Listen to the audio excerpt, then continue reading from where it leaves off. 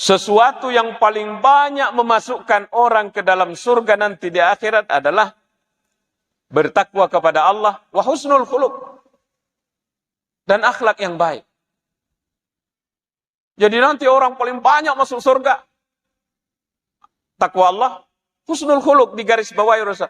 Maka sing yang pena lagi-lagi tidak dikatakan matan rewe pak di segenah megai waram parana, tidak. Lagi-lagi disebut ini akhlak penggarisan bawah Rasulullah sallallahu alaihi wasallam. Kalau memang anak cucu kita tidak bisa kaya, jatona. Kalau memang anak cucu kita tidak bisa tinggi gelarnya, ajatona. Tetapi akhlak tidak boleh.